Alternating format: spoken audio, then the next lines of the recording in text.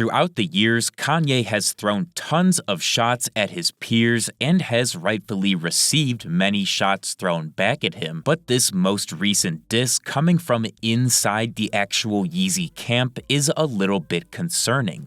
I love leaking! To start off yesterday's news, we first got a rare but very appreciated update from Joyboy, aka Saint Leon, who everyone should know by now as he's been one of our most consistent information sources. According to Joyboy, Kanye is still focused on food, clothing, and shelter, which are namely things heavily pushed at Donda Academy, but he wants the music to be separate from Yeezy as a brand, and the reason he took down the Vulture's merch a few days ago was to begin enforcing this separation. Apparently, Kanye wants Yeezy to prosper independently and not be strictly connected to albums, and he feels that if you go to a concert, you go for music, whereas if you go to the Yeezy website, you go there for clothes. Honestly, not entirely sure what to say about this. It kind of does and doesn't make sense when reading it, but it explains the removal of the Vulture's merch really well, and I at least grasped that portion of his point that he doesn't want the music he makes to bolster the success of Yeezy brand. It is a little weird to see he is still putting time and effort into things like food development, but this isn't exactly new, as Kanye actually held an entire Yeezy food event in Tokyo, Japan at the end of June 2023, and prior to that, at his birthday party, he placed raw sushi cuts on a naked woman, so he's definitely been dipping his toes into the food stuff lately. What confuses me about him wanting to separate Yeezy from his music stuff is that he would need a completely separate site, which would divide internet traffic. It makes the most sense for everything to be in one place because that facilitates sales, but I suppose Ye doesn't agree with that logic.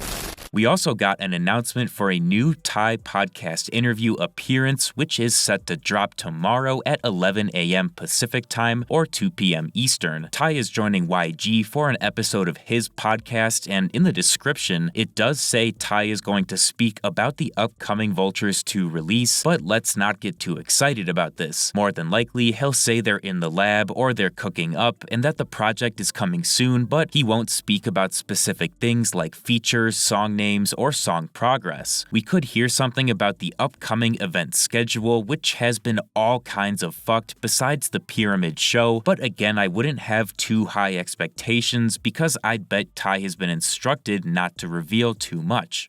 A few days ago, we saw the OG.Yeezy.com male and female model pair get removed and replaced with a new set, and now it seems that Kanye may be looking to make another replacement. We got these two Snapchat stories yesterday from a pretty well-known male model named Khalil Beth, showing he's working with a new Yeezy model and meeting with Kanye. We don't know yet if Beth himself is also going to be modeling, as it's clearly not him in the photo, but it's interesting that he's meeting with Ye about what I would guess is a modeling contract or consultation for new clothes.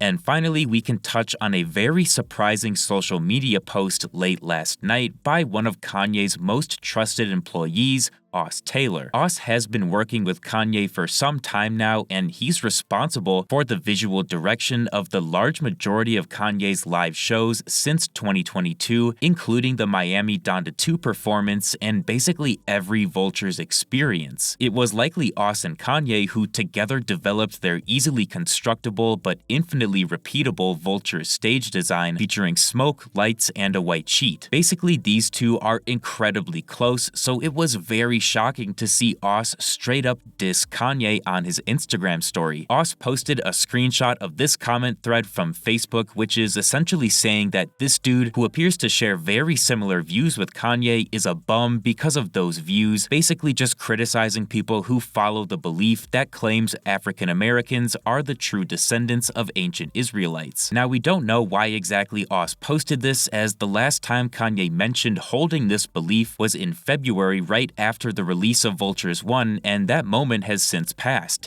I'm saying, I said apologies. Some of the stuff I was saying was true. So until y'all come up and say, yo, what he was saying, some of that was true, then go ahead with all that. Do you take back any of the anti-Semitic stuff you might have said? Black people can't be anti-Semitic. We are Jew. You understand what I'm saying? We are Jew. So cool out. Until you do your facts, Until you really do the facts with the fake indoctrination that y'all put into the schools and all that, you know what I'm saying? We're not following y'all rules. In fact, Kanye's been super quiet recently, so my thought is that maybe Oz saw the new Donda Academy employee lawsuit and thought that those events happened very recently when in reality they were in late 2022 and early 2023. I'm not entirely sure why this happened, but this is undeniably a shot at Ye from Oz, who is one of the last people I'd ever expect to openly criticize Kanye. Thank you guys so much for watching. If you enjoyed, feel free to leave a like and subscribe to my channel for more videos like this, and let me know down in the comments if you think Ty will drop any specific song info in tomorrow's podcast with YG.